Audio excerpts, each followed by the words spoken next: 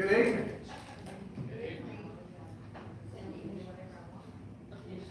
It's good to see everyone here. Have a few that are not. Have a few that are not normally here that are. It's always good to have you here. It's hard to call people visitors when they're not really visitors. You know what I'm saying? Family and stuff. But it is good to see all that are here. And someone asked me already about this. Jamie's asking me about, couldn't find this vlog thing, onto the current, stuff. But anyway, couldn't find it because it's not there yet. So I'm shooting for Monday to do this. Do these vlogs right. They're not like, like this is live. So basically, if I mess up, just have to forgive me because it's live, you can't redo. But generally vlogs are done where you video record something and then you edit it and you add some things to it. And so I'm going to try to get too fancy on it because you can get too fancy, it takes you forever to get one done. So, but basically we'll be doing one. The first one, I do know what the lesson will be about. It will be about abortion. I think that's a very timely thing with what happened with state of New York last week, and even I believe, if I'm reading correctly, of course, Virginia had a law that was proposed through the committee and then that was even worse. You could have basically,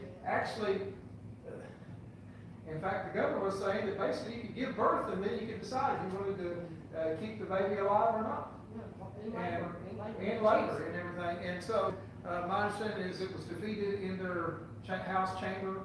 And so, at least for now, that is safe.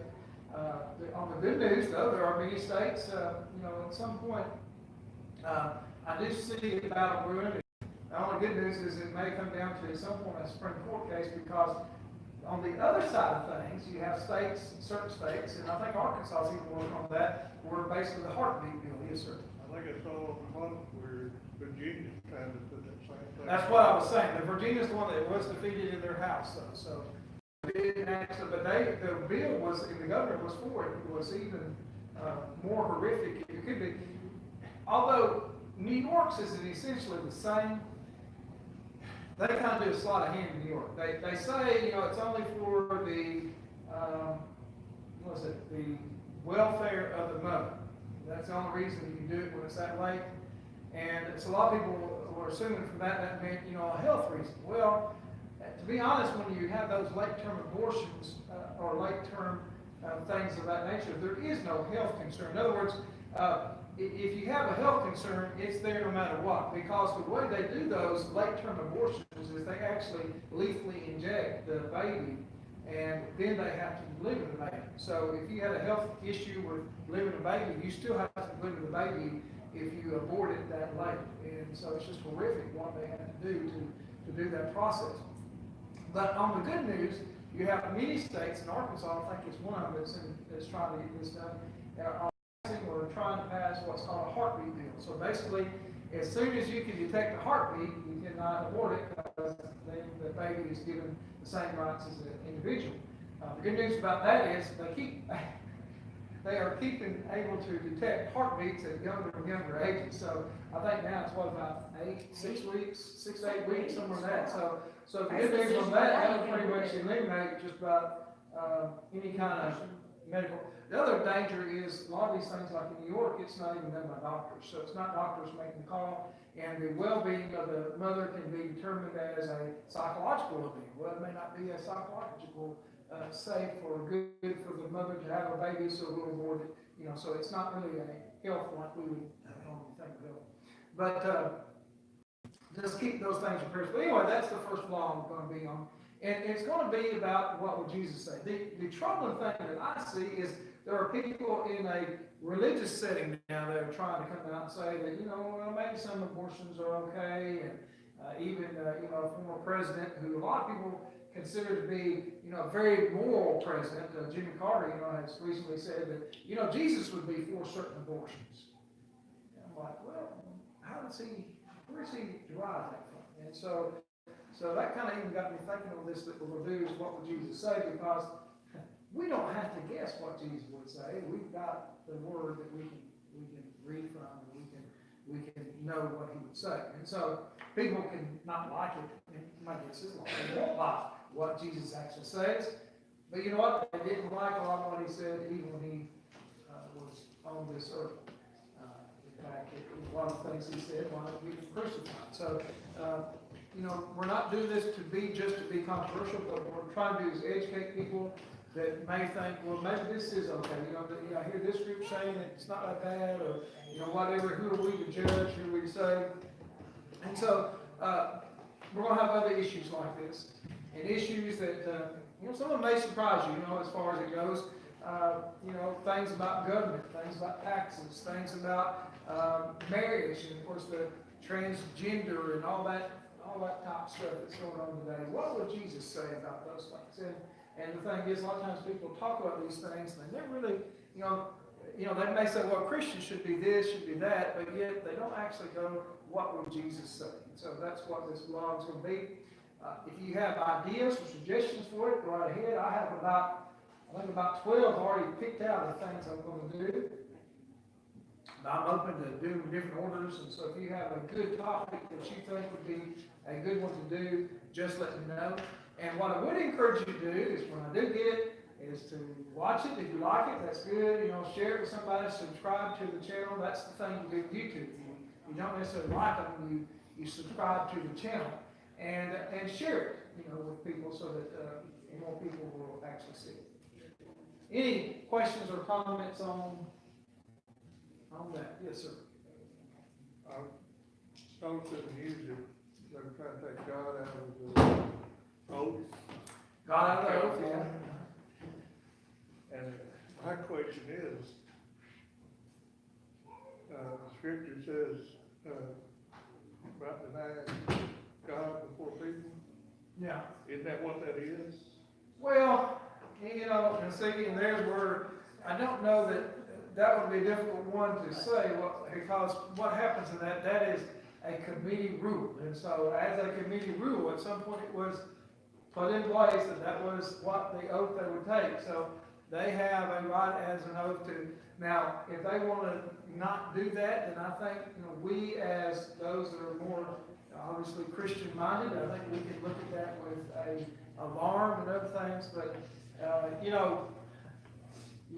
look through history, most people weren't blessed like we are with a predominantly Christian culture like we have. So we can look at it with alarm, but, it's not the same as, Jesus, obviously, when he was on this earth and the apostles were on this earth, it was not a very pro-friendly Christian atmosphere. So, in fact, it was a very godly atmosphere. So, those things I think are troubling for us that have lived and grown up in a country that is, for the most part, being more God-fearing. But, I would hope that will come back to them and people would see what they are for that. Seems like today is just another effort to get God removed from. That's what we keep doing. Anyway, I don't really like to get into too much politics because my thought on politics, now I'll discuss issues, but I don't like to get too much into politics because, don't get me wrong, you can get into politics all you want. I personally try not to get too much in politics anymore because as a preacher, as someone that, people see me in this capacity, there are some issues that you're going to take a side on in a political standpoint that you're going to turn someone off. And my preference is, in one sense, I don't care as much about the politics of things if someone will choose to become a Christian. And so if I lose that influence with them where they won't listen to me on what it is to be a Christian and how it is to be saved, I've chosen the wrong thing, because there are some things, for example, I could be a believer in little taxes, lot of taxes, whatever. And ultimately, that really doesn't matter much as far as someone's salvation. I believe there should be these type of social programs, or there shouldn't be these type of social programs. That really gets into a different category than, a salvation. You mean there can be Christians before the wall and some against the wall? Yeah, I think that one's a one that you could go that way because it's Now, don't get me wrong on these things. I definitely have a very, probably strong opinion on one side of things.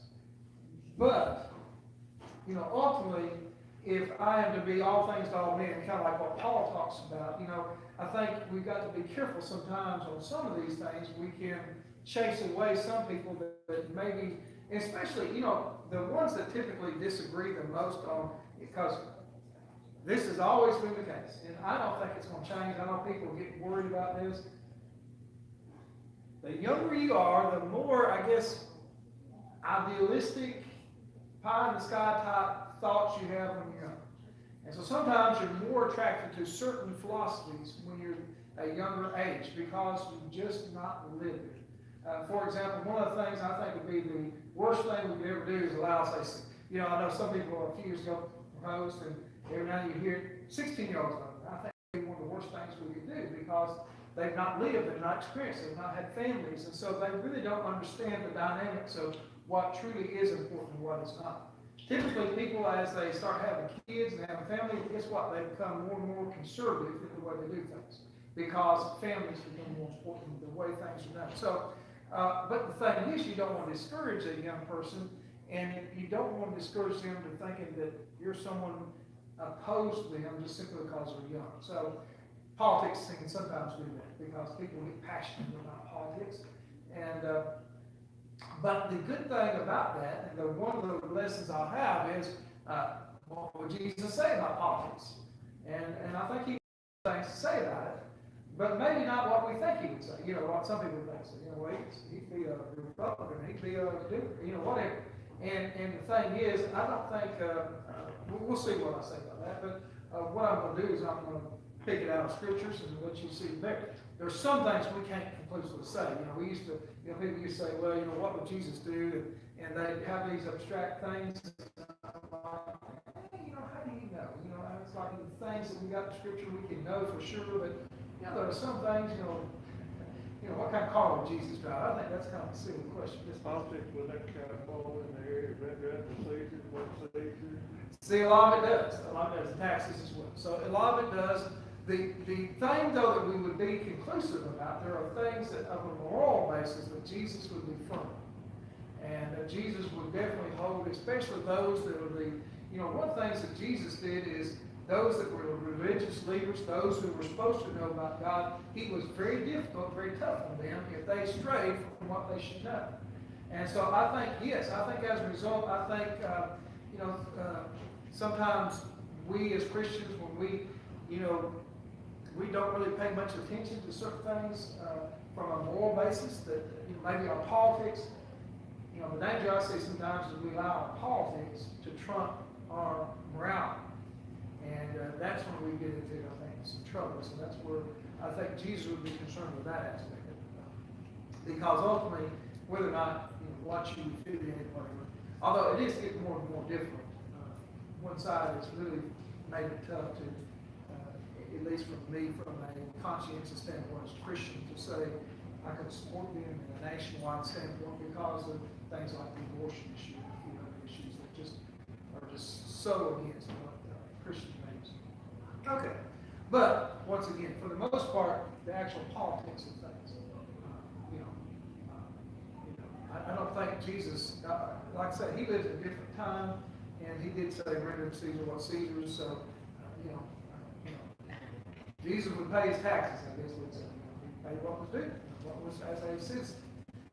And so, there's some aspects of that we can dwell on.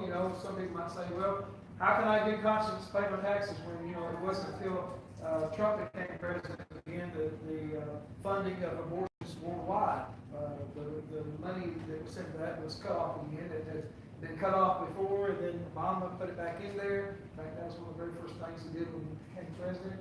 One of the first things that Trump did when he became president was cut that first string off. And so we no longer fund abortions through money worldwide.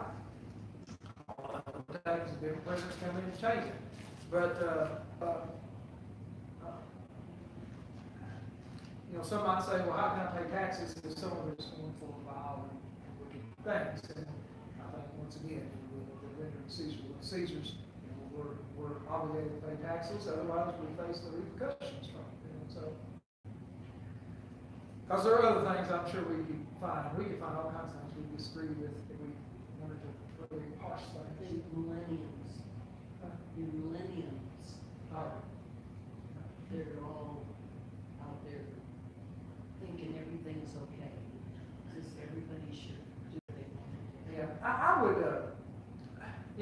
the other thing that I would caution is we tend to like to lump people together. And the truth of the matter is, how do we know what the millennials think? And I'm just talking about on a broad basis. What do? We depend on what the media, TV. I would think by now we've pretty much learned from the media, they're not beyond exaggerating maybe certain things, especially to make it fit whatever they want to say. And so, the truth of the matter is, millennials are no different than every generation before. They have a very broad spectrum of what they believe. And there are very many millennials that are very, just like their parents were. All you got to do is look back in history. History kind of stays similar on some things. What were children of the 60s like? Now, how does the media portray the children of the 60s? Baby generation. Huh? They call it the baby generation. Well, yeah, but that was the drug culture, that was the sex culture. I mean, there was all kinds of things that that people ascribed to the people that lived in the 60s, the hippies and all that. The media portrays it like that's what everybody was like. But was that the case? Some of y'all lived in the 60s. Is that the case? No. There were a lot of good people in the 60s, weren't there? And so we need to be careful. Sometimes we lump things together that are not really there to be lumped through. And if you want to know what kids are like today, or millennials, because actually millennials they're older than the kids. The kids today are even different than millennials, by the way. And they're always a little different kind.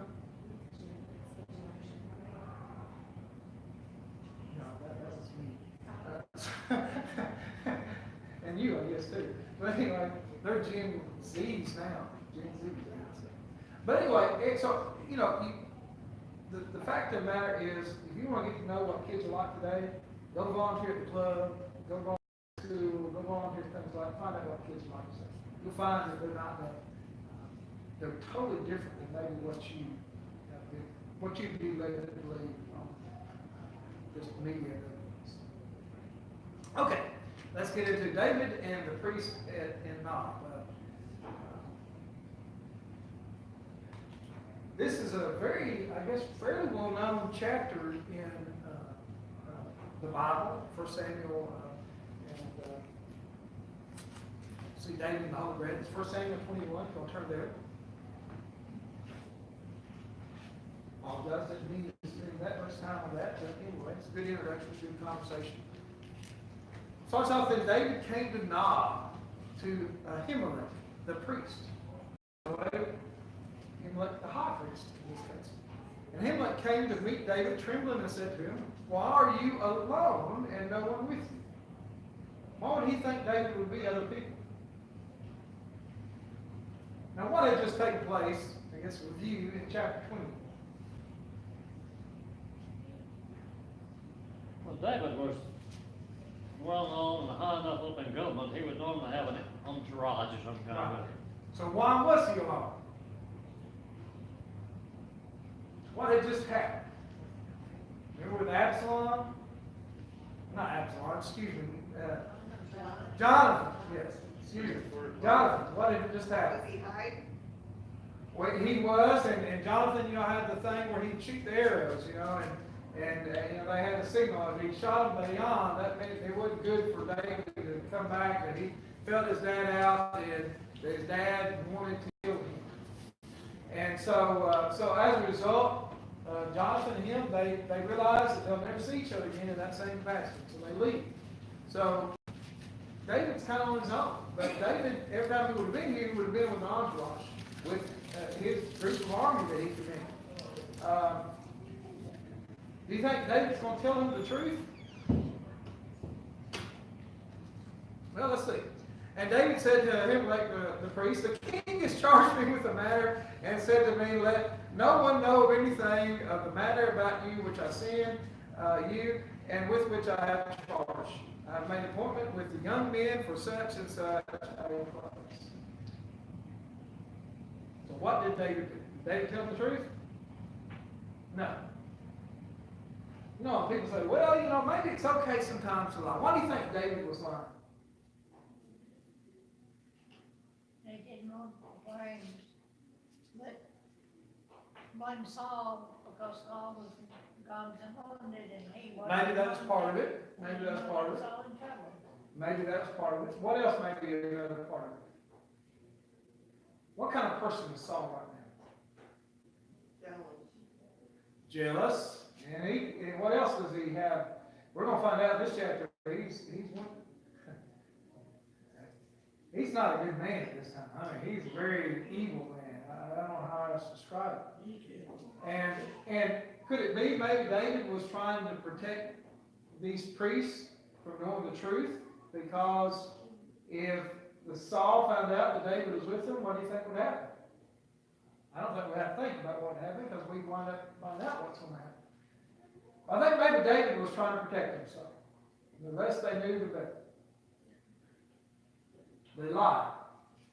And ultimately, I think his lie didn't do them well. I think they would have been better served if David had told them the truth. I don't think they would have treated David any differently, but they would have been prepared when the king does come. So anyway, it says now then, and I think we always say it's never, God never says it's good to lie. God, it's impossible for him to lie. It's something that he cannot lie.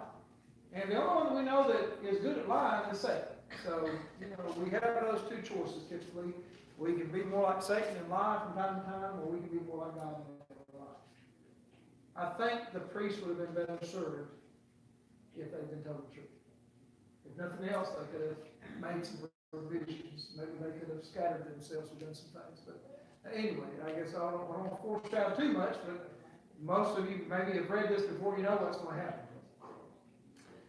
What do you have on hand? Give me 5 loaves of bread or whatever is here. And the priest answered David, I have no common bread on hand, but there is holy bread if the young men have kept themselves from women. And David answered the priest, truly women have been kept from us as always when I go on an expedition.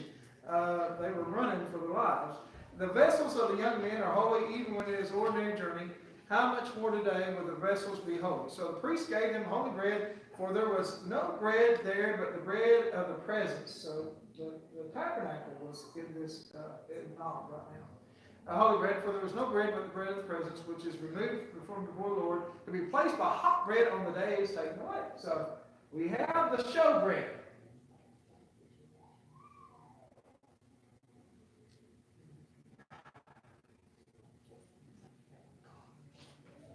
David and his entourage, the ones that he has, they're going to eat of this bread. Is that something that they should have been allowed to do? What did this Ahimelech, what did he say? Basically, he said, if y'all are been clean, not been with women, then you can have it, in essence. And he gives it to them. But was that really within the high priest's purview to do? Leviticus 24, 5-9 says, you shall take fine flour and bake 12 loaves from it. 2 tenths, it goes on, it says, set them in piles, and you shall put pure frankincense in each pile, and make up bread as a memorial portion as a food offering to the Lord. Every Sabbath day, Aaron shall arrange it before the Lord regularly. It is from the people of Israel as a covenant forever. And it shall be, who's it going to be for? For Aaron and his sons. What are they called? What are Aaron and his sons? What are they called? Priests. So it's for the priests. And they shall eat in a holy place, since it is for them most holy portion of the Lord's food offering, a perpetual duty. Who was supposed to only be able the ones to eat of this? The priests. Did that include a high general, one that's even anointed? I don't know if they knew he'd been anointed or not, but would it include someone like David? No. Why did he give it to him?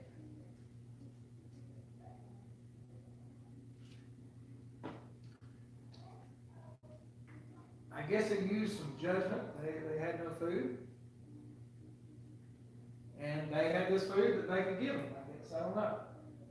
But it actually went against the law of Moses. Now, the thing about the law of Moses, it was good on telling you, the rules and regulations.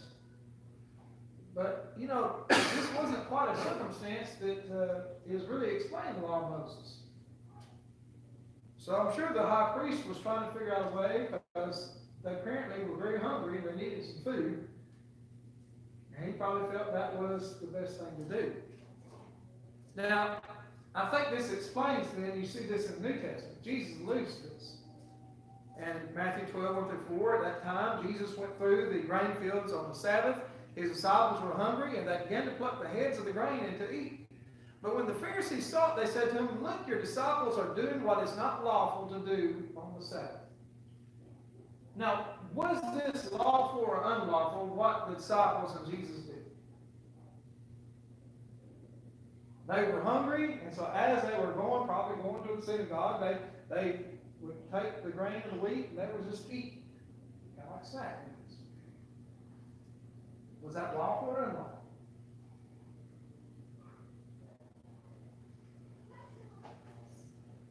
You're not going to find a law against that. No, it's not. But what was it against?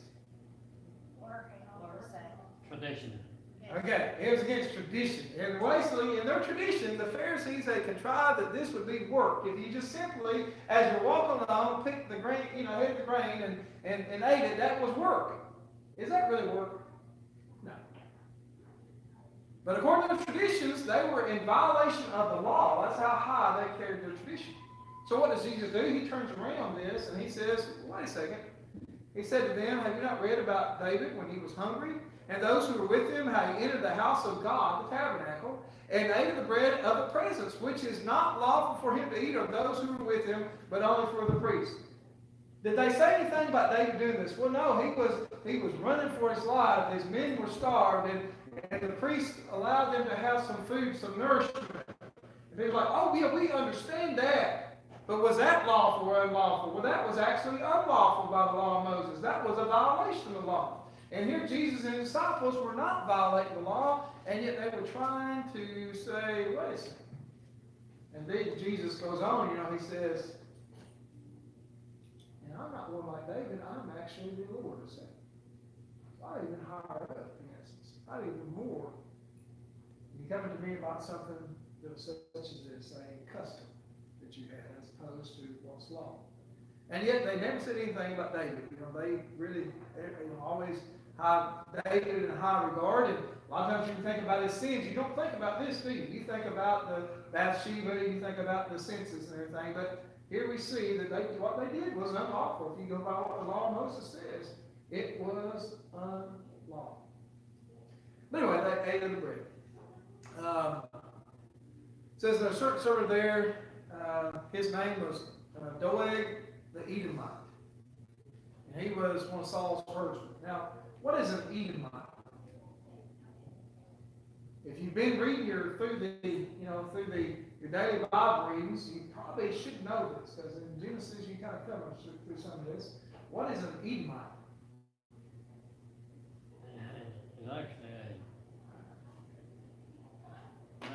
jump away from it now. He's a descendant of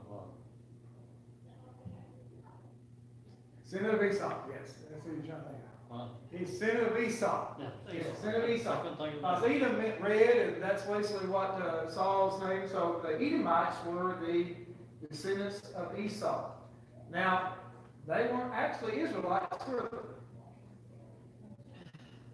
Kind of like a distant cousin, I guess. They were Hebrews. That's where you get one of them. Edomite Hebrew, but not a Israelite, because they would have been a descendant of.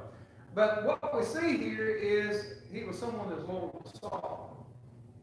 And he really didn't care much about religion, because he wasn't quite into the things that they did. But he had to be there. And so he sees David. I want you to think about this as we see this, because he's going to see David. And so later on, it's going to come across Saul. Now, like I say, I think this lie didn't do the priest any good, because what you're going to see is Saul, when he hears about this, He's angry. He goes and he orders his men to kill all the priests. Guess what? These are holy men.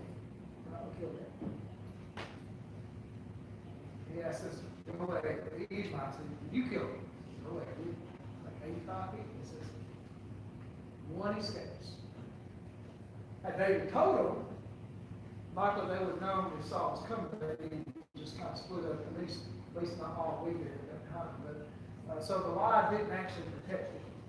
And I think even David realized that, because the one that escapes, Abiathar, he has him stay with him after this, because he knows that Saul is not even beyond killing the holy men who will be the Christian. Okay, any questions or comments? Appreciate all being here. Seemed like time went by quickly.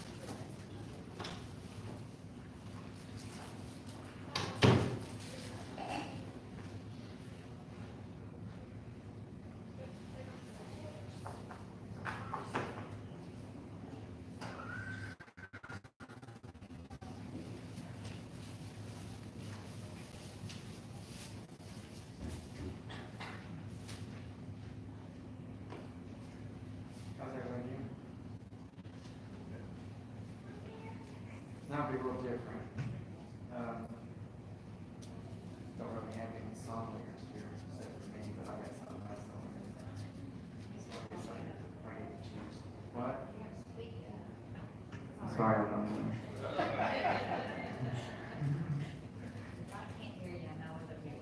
Okay. I'll try to be better. We're going to do something a little different tonight. We'll sing a song or two at the end, but I've got some things I'd like to present to you tonight that we mentioned Sunday. And I've got some visual aids. We'll be handing those out. And discuss. We want to let you know about Labs to Leaders, LeaderX program, and some things about it. It's going to take people to get involved. And so, really be expected to jump off and try to do something unless we got enough people that, will support it and be willing to help. And there's plenty of things, all kinds of areas that I know that we've got people in the congregation that have the skills, talents, and abilities to do these things. So, we'll do that in just a moment. Let's look at our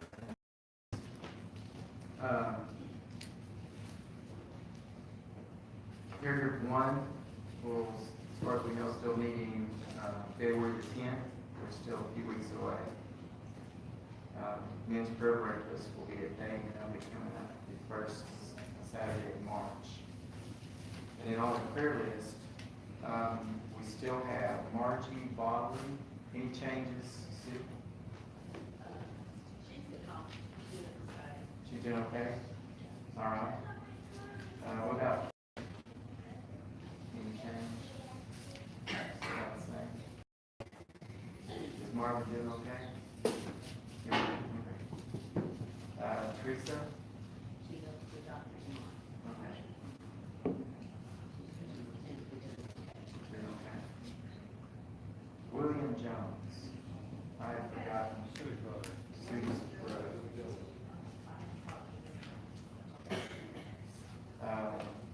Jean's mother, Faye, she's okay.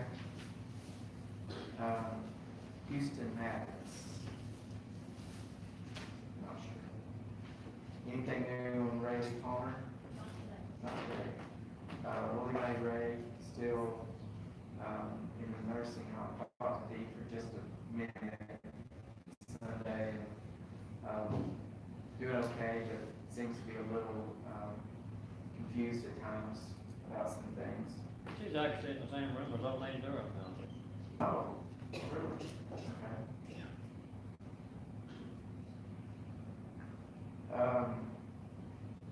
Rachel Reed, loss of her nephew, and there's some information about Carolyn Bledsoe wanting to start a ladies' night, so her phone number's right there. So any others or anything else that we need? Sunday night, don't see anything out that, Alice was in the hospital. She texted me today, it's either today or tomorrow, she's supposed to be coming out. Okay, good, But keep it in prayers. okay. All right. Rick, Yes. Bobby asked me to put Gladys back on the prayer list, said that she's okay, but she's real weak, and just have to say no. Gladys Heffley. Okay. All right. So we'll begin there. Who would, word of prayer for us tonight as we begin? Steve, if you will, let's go ahead and have a prayer. Let's pray. Heavenly Father, we love you. We thank you for the day you've given us. Father, we are so thankful that we have a place to come together. As your people are studying, sing songs, and remember you, sacrifice you made for us. Father, we're mindful of those who have been mentioned, those who are on our prayer list. We continue to pray each and every day for them. Father, we're especially thankful for not only our church family, but our families as well. Father, we pray that you would continue to grant us good health. And as we, as a family, continue to strive to live for you, we pray that we will continue to be an example, and you would give us the strength and the courage to, when the opportunities arise, to share the good news about your Son, Jesus. Father, be with Rick as he brings us our devotional thoughts tonight. Rick, be with our song leaders. Father, as we sing these songs and think about the words that Rick has prepared for us, the words from your word, they would encourage us, that they would build us up, and that they would be pleasing to you as well. Father, forgive us of our sins, and it's through Christ's name that we pray. Amen. All right, so I want to start. I've got some materials I'd like just to sort of pass around, let everybody look at, and we'll just start here, and we'll start there. Maybe just do like something on each row.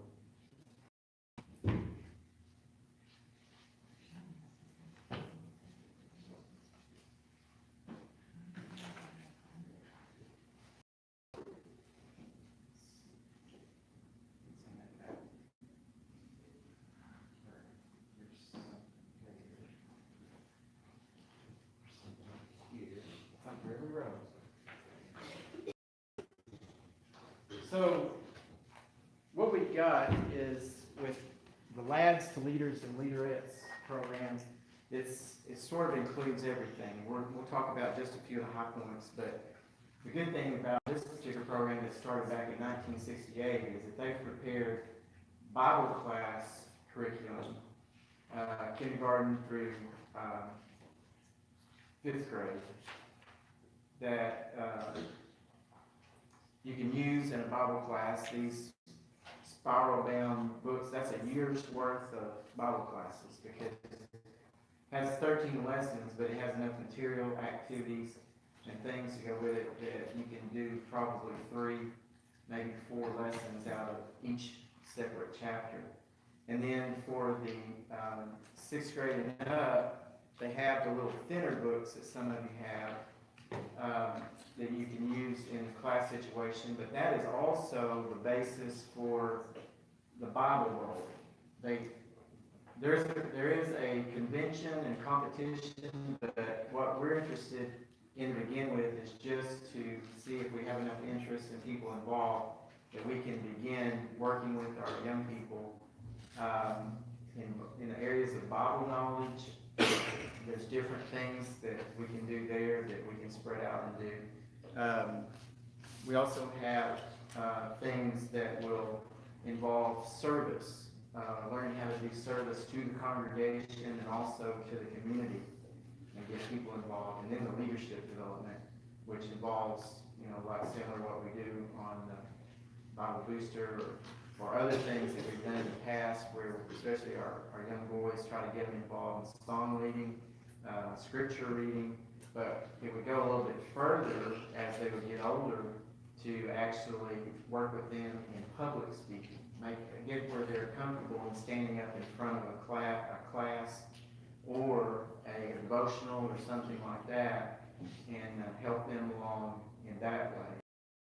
And so there's all kinds of little things there.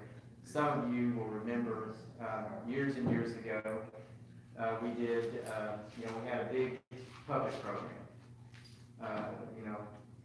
Girls were involved with that, and many others.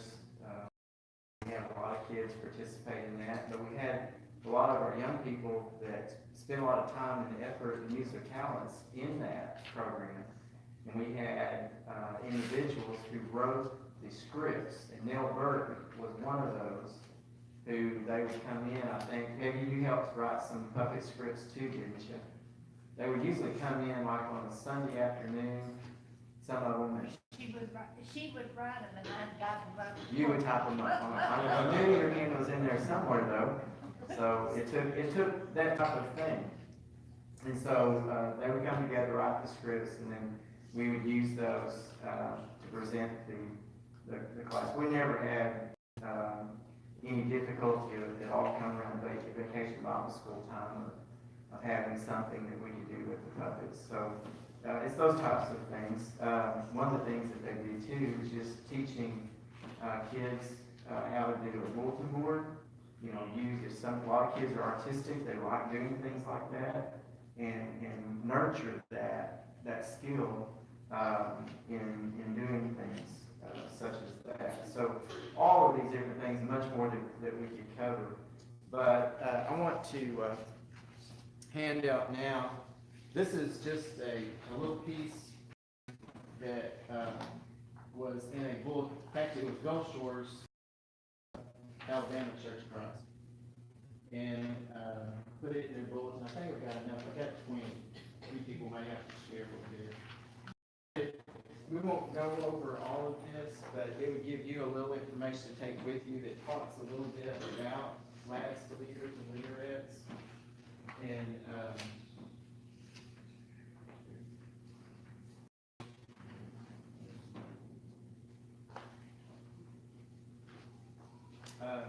the big thing that they're finding is that once we get our young people involved in this way, and where they feel part of what we do. Who doesn't have one of these now? I've got some more. Send some over here. Y'all have one over here? Here's any more? I got 3 more. Y'all got one? Hey, Sophie, would you hand?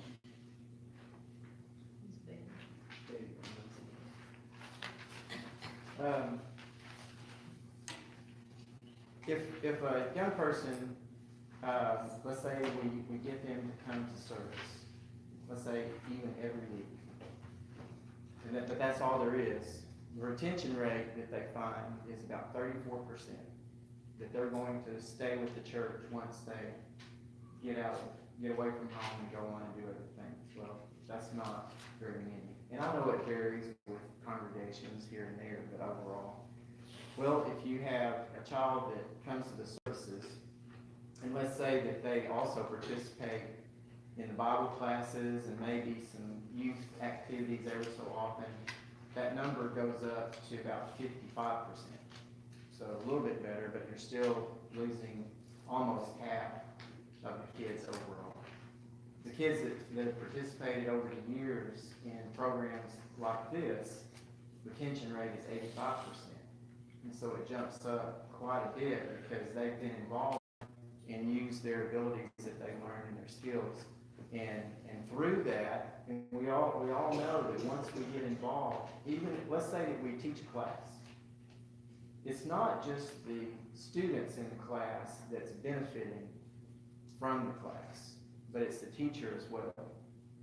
Because your preparation and your study, even as simple as it is, it does build your own Bible knowledge. And so it's a positive thing for all of us to be involved in any way that we can. So this gives us an opportunity to sort of spread things out and hopefully not get back into that little situation where we have the few trying to do everything, because it never works. It's like the old bottleneck scenario. You know, there's only so much that can go through that little small bottleneck, and it holds everything back. And so it's not just a youth program is one of the things that's being brought out, but it's a family program, because a lot of things, you know, you have your kids, and not saying at this point we're not going to load up a bunch of kids here this next year and bus them off to somewhere to go through a Bible Bowl, but that doesn't mean why couldn't we have one just here among our kids? To study it, you know, have a little event like that here, and the other things. These are called year-round events that make up part of the Lads to Leaders and Leaderettes. And so they have that study guide. They can take it home, and guess who can help them learn the answers to the questions? Hopefully, will be the parents. You know, sit around the table and practice and things like that. And we talk about that a lot, and we do as much as we can, but sometimes we don't have something that's structured. And so if it's not structured and we don't have a plan, then lots of times we forget it and other things sort of take the place of it. So it's those types of things that we're looking at. A lot of opportunity. But here's some ideas of what we would need if everybody decides that this is something that's worthwhile, that it will, we believe, we talked about this a little bit, it will also nurture evangelism, because you get a young person excited about things like this, and they're going to invite their friends, and friends are going to get involved. I mean, we've seen it in years past when we did things that were similar to this. And so it sort of grows. They become confident in their knowledge and what they're able to share with other people. And so, and then as adults teaching the kids these things, then I think in turn we become a little bit more confident as well. So, and all of this, putting this all together and making this work, we of course would need class teachers, and we have some very dedicated class teachers, but we need some more. And one of the things that Jennifer, Jean, and I were talking about on Sunday is that it may be with this particular curriculum that we need to think outside the box just a little bit, and maybe look at grouping kids differently. You'll have kids that really can't read, and so you teach that class differently, and there may be a variance in ages at that point. So we would work with that group, and then once they can read, then we have a different group that we can go through the study a little differently. And Dee brought out, you know, she's been in classes, it's been multi-age, and you have your older kids that can actually help teach the class to the younger ones and help them to read and so forth. And so that fits right into service to the congregation and learning to teach others. And so those types of things. If we do the Bible Bowl, we'll need some people to be mentors to the Bible Bowl, you know, help them with the questions, help them make sure that they're staying on track learning and practicing. And then just go through a simple, Bible Bowl. I know that the little class here on Wednesday night, the few that's in there, they got, I guess Sarah has brought these, they're the little buttons that you push if you know the answer. And so they answer a lot of trivia questions, you know, because they like that type of thing. And that just sort of fits into what we do here, a little bit more structured. But having puppet theater, we need people to write scripts or find scripts. We need directors to work with the kids actually how to work the puppets and speak out so that the audience can hear, acting, except not in front, but through the use of that little tool we've done in the past. Bulletin boards, the teaching, public speaking, song leading, we need people to help with that.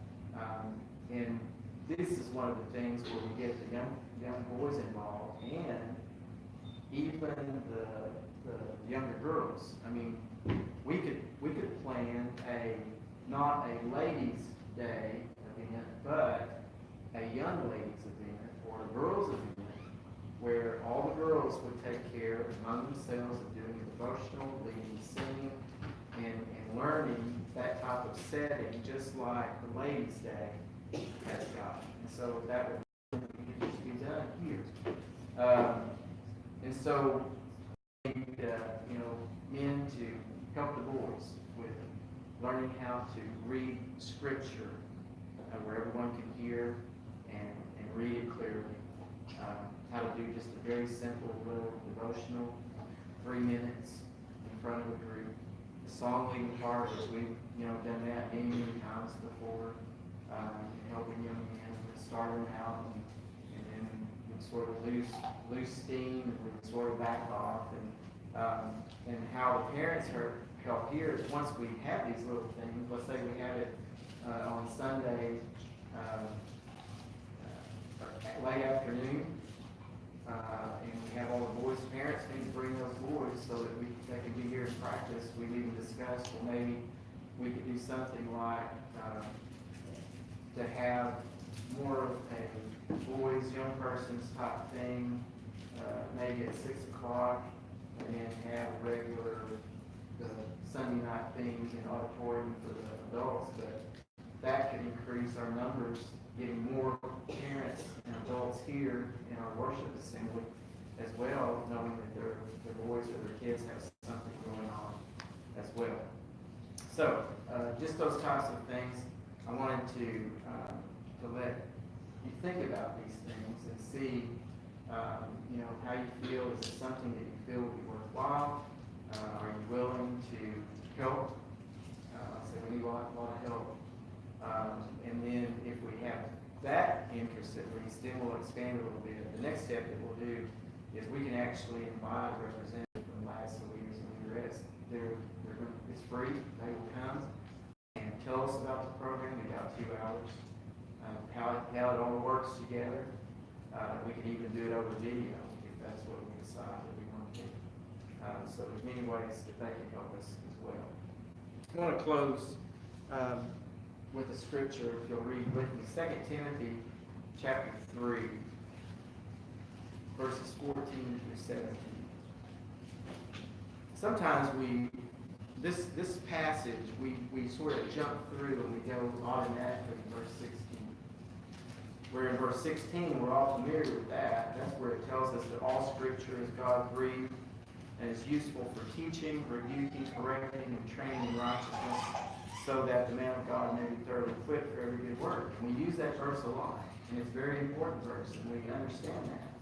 So let's look right in front of that is what Paul was speaking of here, to see what was the context of why he placed that there. And of course, this letter is written to Timothy. Timothy was a young preacher, a young evangelist that Paul had sort of taken under his wing and had worked with Timothy and had enough trust in Timothy that he had placed him, to set in order some things or to take care of some things. So in verse 14, he says, "But as for you, continue in what you have learned and have become convinced of, because you know those from whom you learned it, and how from infancy you have known the Holy Scriptures, which are able to make you wise for salvation through faith in Christ Jesus." And talking to Timothy and reminding him of that, he then says, "All Scripture is God-breathed and is useful for teaching," talking to Timothy, for rebuking, for correcting, and notice what he says, Timothy is going to be put in a place where he will also train others, training in righteousness, so that the man of God may be thoroughly equipped for every work. And so I think that's sort of the basis that we're looking at, starting off with these young men, these young ladies, and ourselves learning how to do this. And we would rather that this would all be happening at home. We would, but we know that that's just not happening anymore like we would hope. So we have an opportunity, and we have a chance to maybe help some of these young people as well. So there's lots of things that we can do. So let's sing one song as we close, and we're going to have a closing prayer as well. Let's see, what do we want to sing? Somebody have a song you'd like to sing as we close?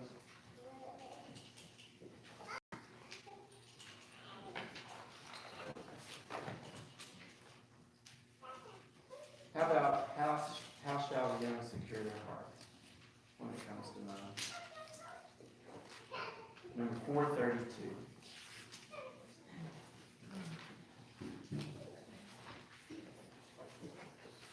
How shall the young secure their hearts and guard their lives from sin? Thy word of choicest rules imparts to keep the conscience clean, to keep the conscience clean. Thy word is everlasting truth. How pure is every page. That holy book shall guide our youth and well support our way, and well support our way. Could we love to lead a closing prayer for us now? Richard? Thank you. Father, we are thankful for this day. We're thankful for opportunities to serve. Lord, help us to make up our minds to step forward and to actually be a part of this congregation in serving others, in helping our youth to grow and mature, and in so many ways that we could find to help. Bless us, Father, as we go about life, that we will strive to do what is right. Ask your blessing upon those of our number who have been mentioned as being ill, struggling with various problems. We know that every family has things to deal with. May you bless us that we will have the wisdom, the courage to do what is right. For we ask it all in Jesus' name. Amen.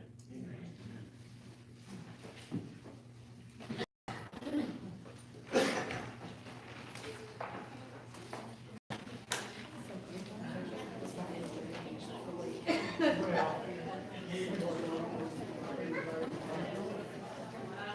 You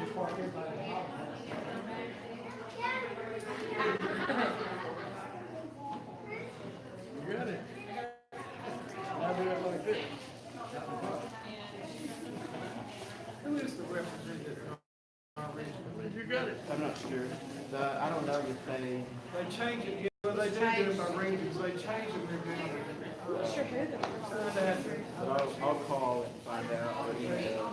They'll sort of give us a little insight. We'll figure that out. Don't be appreciate it.